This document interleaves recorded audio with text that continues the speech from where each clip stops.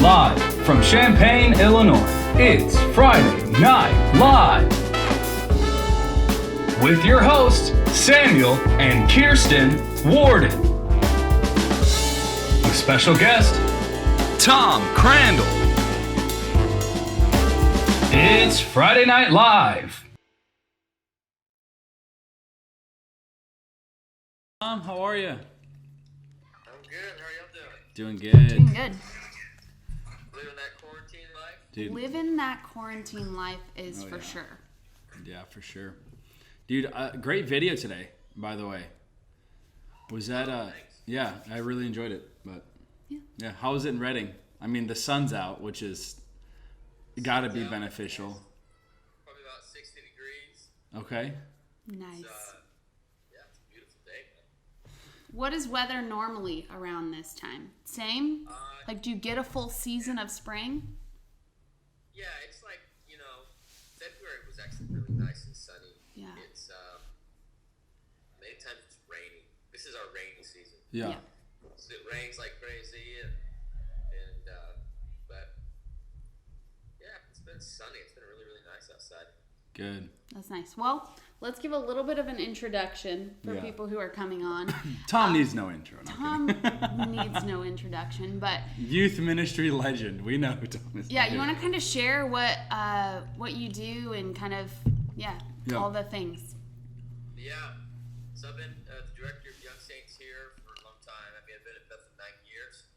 I've been in full-time youth ministry for over 17 years. And I also oversee a lot of the evangelism worlds here. New believers for Bethel. I oversee like altar calls, baptisms, Yeah. follow-up, all that kind of good stuff. And I'm part of Eric Johnson's senior, his team, church leadership team. Okay. I don't think any kids really care about that. But It's but so hey. cool. that's the chips, man. Yeah, right? That's so fun. It's so cool because we got connected over Instagram, so this is kind of a cool, like, full circle moment of us going live on Instagram. But Yes. Shout out to social media. yeah. Huh? I said shout out to some social media, right? Yeah, no kidding. Seriously connecting so many people. Oh yeah. Well, we're kind of doing this whole series just talking to some leaders around the global church on where we're at as a church and some important steps and how we steward this season well. So you want to give us just kind of your synopsis of what's happening in the world right now and kind of what you feel. Yeah, because if you don't know, Tom travels a lot before this Rona hit. Travels a lot, and he goes to many nations and cities and stuff like that, and just preaches the gospel and sees a lot of people come to the Lord and radical healings and stuff. So yeah, we just kind of want to hear what's going on from your perspective of coronavirus, especially for the youth. Yeah. Coronavirus. Corona. Corona. I posted 2 blogs about it so far. I just posted one a few minutes ago, actually, Yeah. about it, and then I posted one last week. So if you really want to know in depth, you can go to tomcrandall.com and read them there. But this is crazy. I've never seen anything like this before. Yeah. I mean, my opening line on my blog today was, for the first time since World War II, the whole world is united to defeat a global enemy. Right. Dang. Really think about it. Yeah. This has not happened since World War II, where every nation is like, we got to beat this. Right. So, it's a real deal. I mean, it's definitely affecting all of our lives.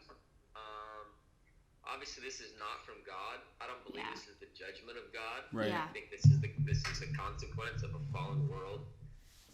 People are often like, did God do this? John Right. 10:10. Right. Yeah, right. Revelation of who Jesus is Right.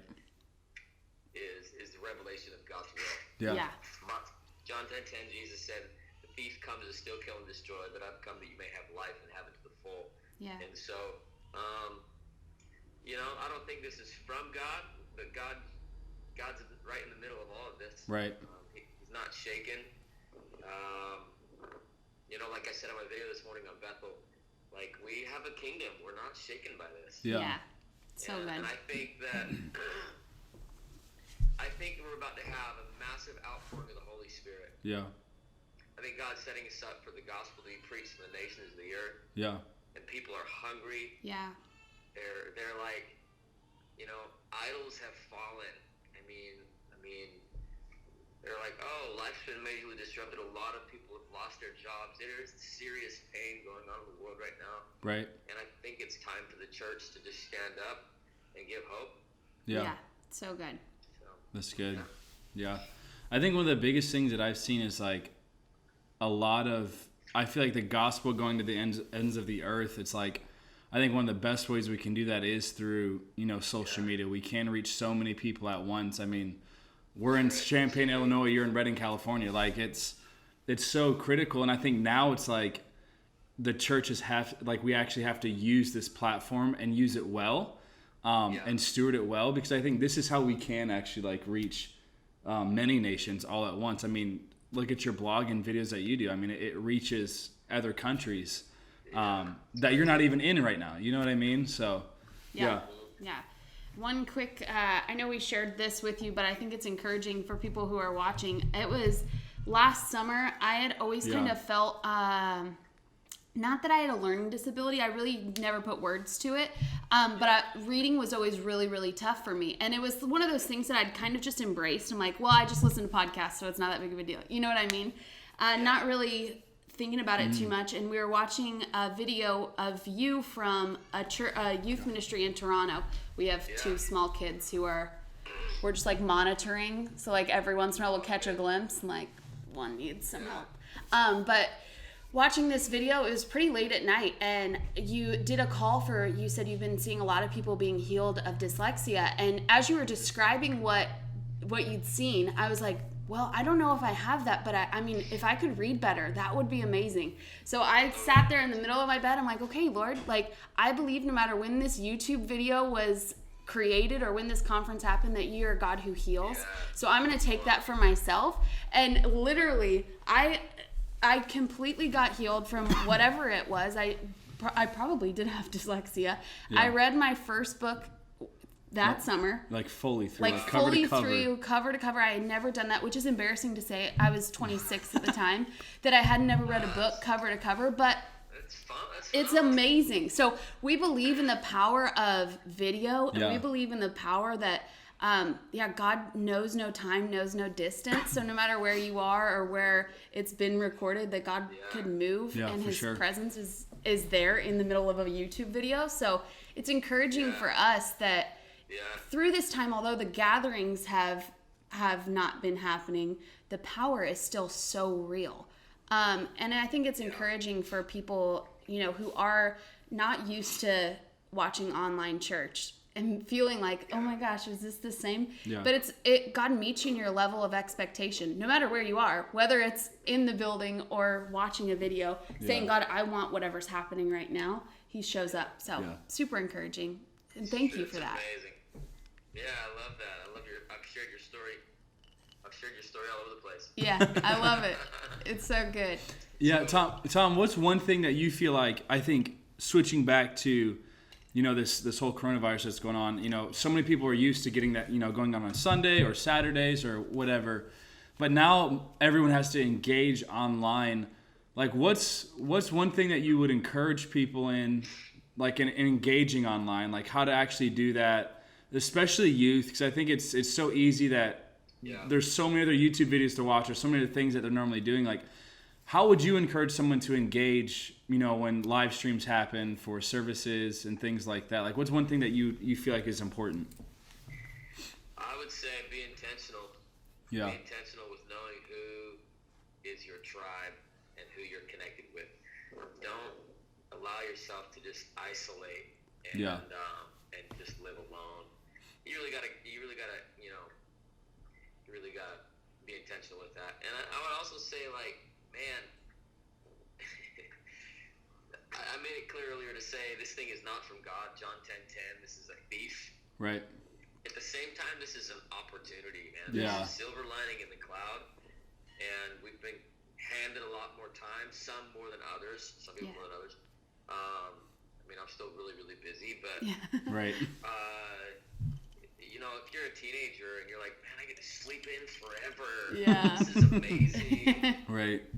You know, you don't want to, like, 3 months from now, this is all over, and you're like, oh, dang, what did I do with my life? Oh, I slept in a lot and played video games. Right. Right.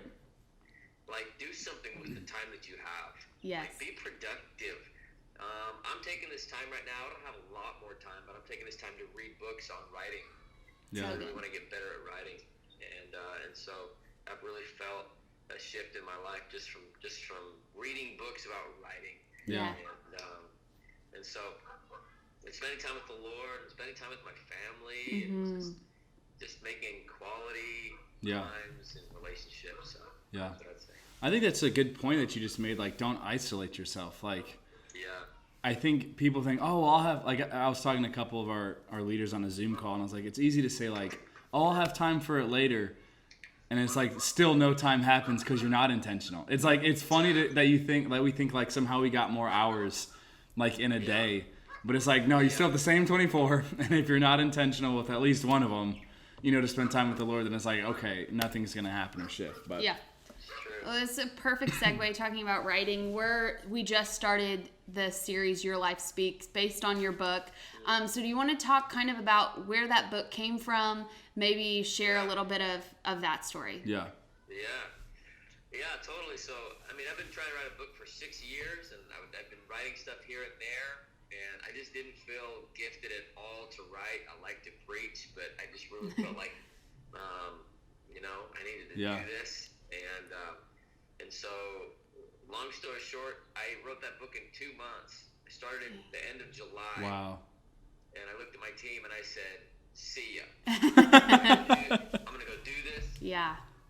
You guys have got the ministry. Call me if you absolutely need me, but I have to go walk away. And just I had all this stuff stirring in my spirit that I've been carrying for years. And I just knew I needed to get it on paper. Really, the goal I had in writing the book was so after a kid had an encounter with God at our youth conference, they could go home with something. So that's good. Yeah. And continue to grow in the Lord. That's good. And so yeah, I mean, it's really a lot of like just stuff that that works. Yeah. Kingdom principles that actually work. Yeah. To help people come to know the Lord. So. Yeah. Yeah. I know. I mean, I personally enjoyed it. I think we got like 50 or 100 or something last summer. I don't remember. And had our leadership team go through it. Also, if you've read it, leave them a review on Amazon. That'd be so beneficial. Yeah. Especially being a writer, I'm sure that you're like, please, someone do that. Tell me if you liked it. Yeah, right. Help you. Let me know if it was worth my time. Right. Yeah. I think one of the biggest things that I see in that book, though, that I really appreciate, and I think sometimes you can read other people's books and it's a lot of testimonies of what they've got to do. But I see a lot of the stories in yours as testimonies of what students have done or other people in your life have done. And I think that right there makes it so beneficial of a read for anybody who's even thinking about buying it. Because it's not just like, oh, this is the story, this is Tom's life. This is like, this is what I'm seeing, and it's not just me. And it debunks the, like, is Tom the holy anointed one? It's like, no, this is just what we do as kingdom people. And even students are doing this stuff. Yeah. You know? That's right, man. And so I appreciate that. We just finished week 1. Kirsten preached, actually, on chapters 1 and 2. And it was just so beneficial to go over this idea that your life speaks. So yeah, and super timely, because this is all we've got. Like, people are watching how the church is responding to this. Yeah. Like, for the first time ever, it's really like people are tuned in. People are watching. People are wondering how should we respond in situations like this? Right. And, you know, does our life, because when everything gets taken away, does our life still speak of the goodness of God? And if it doesn't, like, what voices are we allowing to come in our life? Yeah. So timely. yeah, and segue into that, like, Tom, what are some voices right now that you feel like It's good. could easily slip into this quarantine life? Because I think sometimes, you know, a lot of students have sports that fill it, or music, or extracurricular activities that they're doing. Like, what do you feel like are some things that, you know, not only as youth pastors and leaders, but as students, that we can kind of be, I don't know if it's on guard, if that's the right term, but like making sure those voices don't slip in, so when we come back together, we don't actually know what voice is speaking through us. Yeah. If that makes sense. Yeah, it's a great question. You know, kind of many Yeah. And it says, without a vision, the people perish. Yeah. In the King James Version. I love the ESV version the best because it says, without a prophetic revelation, people cast off restraints. That's good. That's good. And so, you know, if you have a vision to be a killer snowboarder, Right. and you're like, I'm going to compete and I'm going to win the gold medal at the X Games or whatever it is, you're going to throw off donuts. Right. Right. You're going to put aside cupcakes. You're going to spend lots of time early in the morning, Right. working out in the afternoon, watching film, watching some of the best snowboarders in the world. You're going to study the game. Yeah. You're going to figure out why, because you had a vision. Yeah. And when you have a vision, you'll pay a price. Yeah. Vision gives purpose to pay. Yeah. And if you're sitting there watching this right now and you're just going, I don't want to get up early. I don't want to do stuff like that. I'm not going to whoop you for it. I'm going to be like, Right. cool, dude. What's your dream? Yeah. What's your vision? Yeah. What do you want to do with your life? Right. Right. I want to be an actor. That's amazing. That can totally happen. Yeah. What's the first step you need to begin to take towards that? Yeah. Well, you know, I don't know. I've never thought about it before. I'm 14, so who cares that you're 14? You can Right. start doing something now. Right. I have kids in my youth group that are actors, that have Wow. been in a movie, Wow. you know, that are worship leaders, that are on massive stages. Yeah. There's no junior Holy Spirit. Get Right. rid Yeah. of the excuse because you can't do something because you're young. Right. Right. Yeah. So Don't let good. anybody look down on you because you're young. So start now. So I would seek to awaken somebody to It's so good. the greatest defense is a good offense. Yeah. When Yeah. you are on point with what you're after, you don't have to worry about. It's kind of like the whole my yes to my wife was really big, Right. and it was an immediate no to every other woman. Yep. So, Yep. so I don't walk around at the mall Yeah. going, no, Yeah. no, Right. Right. no, Right. no. I had one yes. Yeah. That's so good. Here I am. So it's like, yeah, that's what I'd say to that. Yeah. That's so good because I think what you're putting into framework is like, just because you can't do it at your school doesn't mean you can't have a vision for it now. Like, I think it's so easy to be like, oh, well, I don't have basketball, so I'm not going to work on my, ball handling skills, or, I don't have music class. So it's like, no, like, if that's the vision you have, what are the means necessary to start activating that vision in your life? That's right. That's so good, man. I love that. Yeah. One more like beyond the virus youth ministry question, but Yeah. what would you say for creating a student leadership culture? I know you have some like super high level students in your youth ministry. And student leadership books, which are amazing. Yeah, But, and the manuals and all that stuff. So could you talk, this is more for youth pastors, but how do you develop that, and where do you start? Sorry, I just getting power to my phone list. I know, You're you're good. good. That was You're so good. good. With developing a student leadership team, I would start with an encounter night. I would start with like an organic feeling, kind of like encounter night with your students. What I used to do, we can't do it now. It looks different now. We do it in church. Right. But like, if you're a youth group, I've pastored youth groups with 22 kids in it, Right. up to hundreds, Right. and like, bigger doesn't mean better. Right. It just means a lot more work. Right. Okay. But if your youth group is 20 kids or 40 kids, you can have an encounter night. Find somebody in your church who's got a big house, big nice house that wants to host you guys. Yeah. Start with an encounter night. Get all the kids there. Yeah. Get them into the presence of God. Preach the gospel. Get them rocked. Confront pornography, just like Yeah. you guys did. I heard about. That's awesome. Oh, yeah. And bring the kingdom of God so they can taste and see the Lord is good. After there's a massive encounter, after some kind of event where they get rocked, that's when I throw out the call for discipleship. Yeah. Many times we're like, hey man, do you want to follow Jesus? And there's no right or wrong way to do this. Hey, you need to lay down your life to follow Jesus now, and there's not been any kind of encounter yet. Yeah. And they're like, why would I want to say no to having sex with my girlfriend? Why Right. would I want to say no to, this whole thing I'm living right now? Well, when they get a vision, Yeah. see the Yeah. Lord, Right. then they'll pay the price Yeah. to start following Him. Yeah. So So good. I'd say start with an encounter. start praying for kids, and then start gathering your influential leaders who can help you shift the culture towards having a powerful kingdom ministry. Yeah. So I think it's so good because it's like, I love that you said start with an encounter, because I think sometimes it's just like people will be like, oh, you've got an amazing leadership on your life. And then it's like, great, but they've never even encountered the Lord, so they don't even know what that means or looks like. Yeah. And I do think, from what I've seen, large church, not like our church or your church, but like global church, I think sometimes discipleship is lacking in the American church. Like, I don't know if you feel that way or not, but I think that's one thing that, like, it's gone to where there's a lot of encounters, but like you said, there's no like pathway after that. There's no like discipleship of like, all right, this is where we actually see what we just saw, and how do we make that a normal in our life? How do we actually live this out now?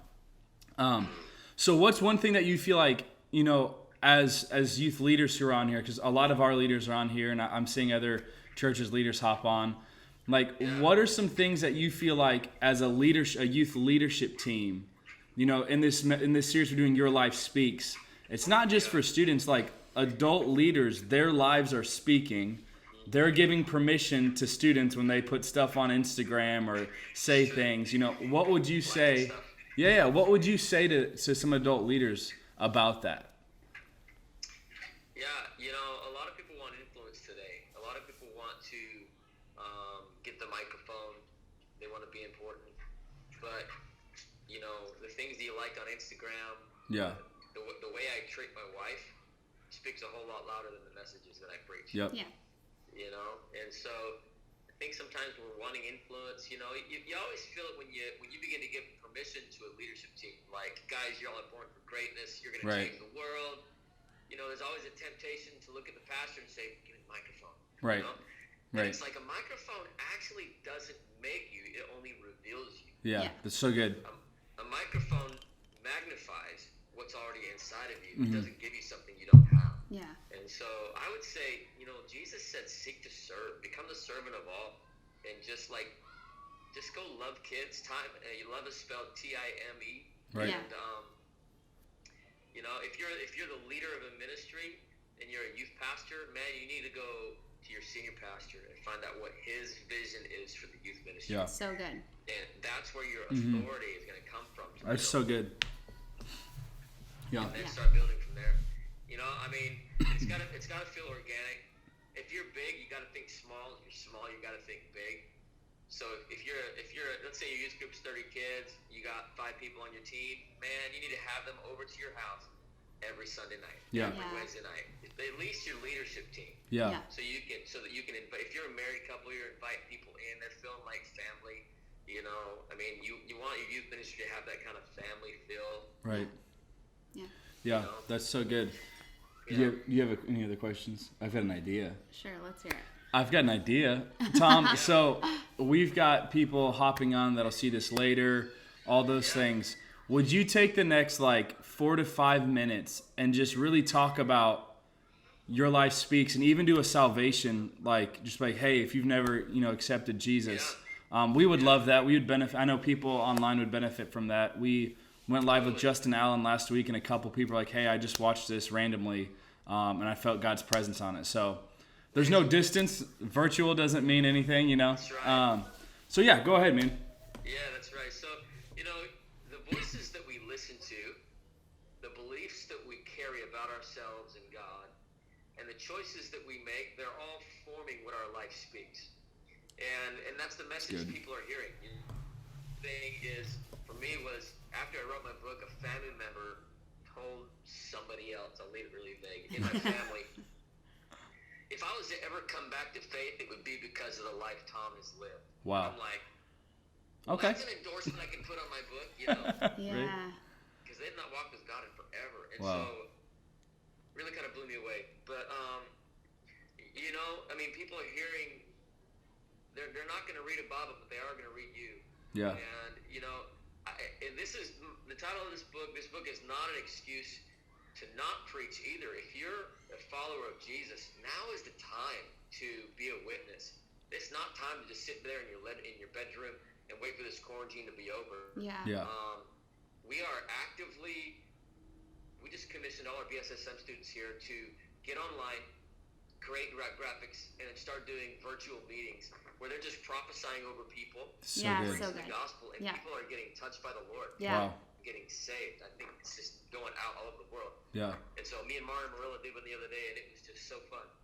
But, you know, if you're sitting there right now and you're watching this and you're like, what is this? I'm intrigued. I'm not asking you right now, are you raised in church? I'm asking you, do you know Jesus? See, I was raised in church all my life. So I grew up good. in a church in Salt Lake City, Utah. It wasn't Mormon. You got to always put that out. You gotta throw that out there just real quick. Just put it at one wife. But I knew God as a kid. I knew the Lord as a kid. I remember encountering Him. I remember shaking under His power. We didn't even have that in the culture, but I responded to a call and just said yes to the Lord, and I felt His power come on me, and I began to shake. Something inside of me transformed. I had a love for God, you know. And then I got into 7th grade, and I just started making the wrong choices. I started just hanging out with the wrong friends, and I just walked away from God. I still had a love for God, but I walked away from the Lord. Yeah. And just through my choices. And then about 17, 18, 19 years old, God was really drawing me back to Himself. I remember I was just confused, depressed, you know. Long story short, I began to read my Bible for myself and just say, God, if you're real, I need to know you. And one day I was at a church on a Sunday night, you know, I was starting to go back. You know, I'd go to church one weekend, and I'd be there. And then the next weekend I wouldn't go to church, and I'd get drunk with my friends. Wow. You know, and then the next weekend I'd go back to church, and the next weekend I'd party. And it was this cycle for about 6 months, and the Lord was so gracious. He wasn't mean. He wasn't mad at me. He wasn't judging me. He was just drawing me back to Himself. Yeah. And just waiting for me to say yes. Yeah. And then one day I went to the church, and I'm sitting there, and I'm in the back, and with my dad, and somebody preached. I have no idea what he said, but at the end of it, he said, if you want more of God, then come down here. So I walked up front, and I said, God, I'm here. Yeah. And it was just like a really simple, Wow. Yeah. not a big, long, sexy theological prayer. Right. Yeah. It wasn't impressive. But what I wasn't ready for was the presence overshadowed my life and came and pierced through me like liquid love. And what I experienced was His embrace. I felt Him go right through me, and I heard Him say these 3 words: I'm cleansing you. Yeah. Wow. And it was really what I needed, because I had so much shame in my life from my past. Yeah. And the Lord came into my life, and I had snot hanging from my face to the floor. I was Them So ugly real. Oprah cries. Just. Yeah, it was bad, man. It was bad. But I got up a different person. Yeah. Yeah. And I think what this generation needs is they need the simple gospel preached from mothers and fathers who Yeah. care. Yeah. And you know, I heard the best definition the other day from Danny Silk. You know, God created Adam and Eve, and He put them in the Garden of Eden. Yeah. And they saw God for who He was. Yeah. And then the serpent came along and tempted them, and they obeyed the serpent. And from that moment on, they saw God through the lens of the serpent. Yeah. Yeah. Wow. And that's what I think is going on in the world today, is people they look at God and they think He's mean, they think He's mad at them, they think that He's, Yeah. you know, judgmental. And it couldn't be farther from the truth, because the truth is, if you want to know what God looks like, He looks like Jesus. Yeah. Yeah. Because Jesus is God in the flesh. Yep. Yeah. And Jesus, the only people He ever got perturbed at were the Pharisees that were holding everybody else back from coming to the Lord. Yeah. And if you're listening to this right now and you're going, man, I don't know if God would accept me. I feel like the last person qualified to go to church. You're the first person that Yeah. goes Yeah. to church. Come on. That's who the church was made for. It's a Yeah. hospital. Yeah. It's So not a good. museum. Yeah. Yeah. Come on. And so I would encourage you today, listen, here's what you got to know. We were all born in the image and in the likeness of God. God created us in His image, male and female. Yeah. There's only 2 genders that the Lord created us in. Yeah. And then from there, sin came into the narrative where the snake came and tempted them. You know, and that's what's jacked up this whole world is sin. It's not Yeah. the Republicans or the Democrats Right. or Come those on. friends over there. It's sin nature. Yeah. Where people are driven by self. And ultimately, the definition of sin looks like, God, I can do it on my own. Right. I don't need you. Yeah. And that's a scary way to live, because, man, eternity is forever. And there's one thing that all of humanity has in common, and that's that we're going to lay this life aside one day. Yeah. And we will spend life and eternity somewhere. And I'm telling you right now, guys, listen, it is not worth gambling your soul on. Yeah. A lot of people gamble a lot of things in life. Why would you gamble your Right. soul That's good. on, well, I hope God would accept me because I'm a good person. Yeah. You know, don't gamble your soul. Today's the day. Listen, when Jesus came into the earth, he came to reveal what the Father was like. Yeah. And I love the story. There's a story in Luke chapter 13 where Jesus was in the synagogue and there was a woman who was bent over for 18 years. Wow. She couldn't stand up, crippled. Yeah. And he looked at her and he said, "Come here," which is funny to me. I mean, why don't you go to it? Yeah, right. He says, "Come here." So she walks over to him, all hunched over, puts his hands on her, and says, "Woman, you're released from your infirmity." Wow. Immediately, she stands up Yeah. and walks away happy. What is that? You know, maybe you're sitting here and you're bound to a pornography problem you've not been able to get away from for years. Or maybe you can't stand people around you and all you do is gossip about them. What's got you bound up and bent over? If you will come to the Lord just as you are, he'll put his hands on you and set you free. That's so good. Yeah, so I'd say right now, if you're watching this right now and you say, man, that feels like my life, man. If people knew the stuff that I've been dealing with, my parents don't know about the stuff that's going on in my life, you're the exact one that needs to come to Jesus. Do not let the devil blackmail you any longer. Yeah, that's so sit good. there in hiding. Yeah. Run to the light. Yeah. Yeah. Run to the light.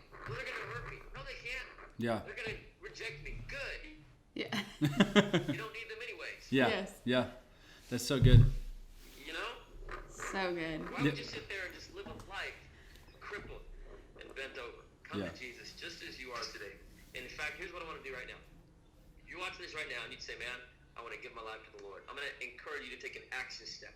Yeah. And not text me, DM me on Instagram. Yeah. And tell me, Tom, that was me. I want to give my life to Jesus. And I will help you start a relationship with God. Yeah. Yeah. Judgment free. I've helped people come out of homosexuality, gender confusion, hurting other people, all sorts of stuff.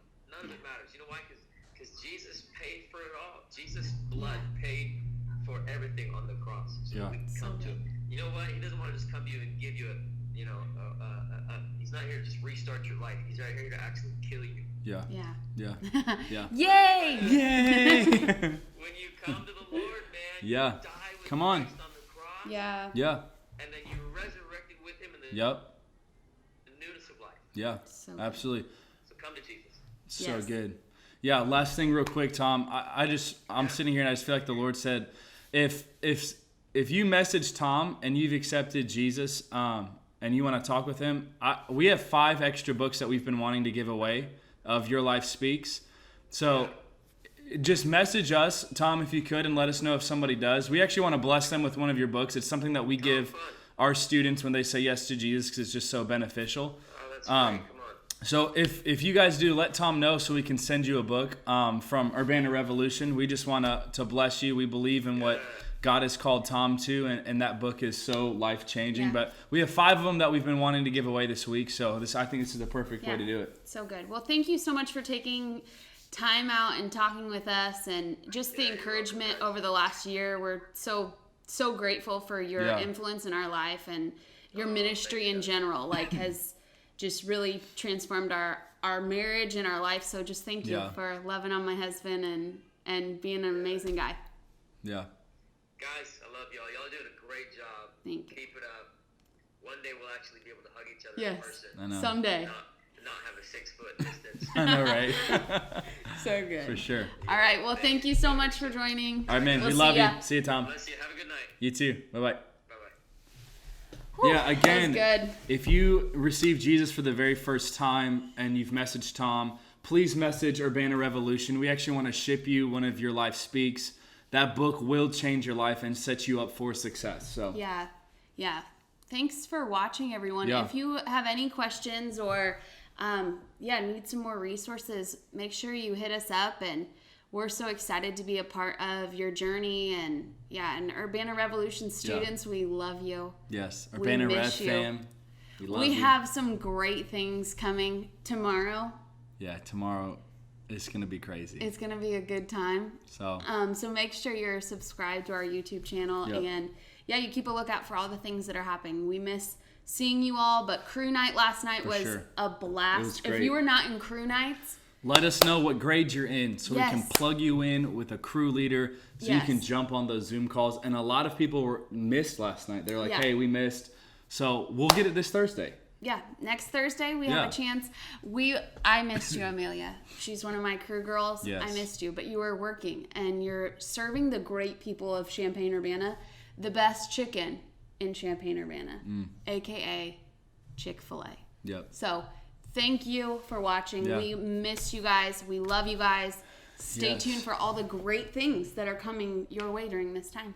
Peace we love out. you guys. We love you. This is always the most awkward part, right? Because you have to double click.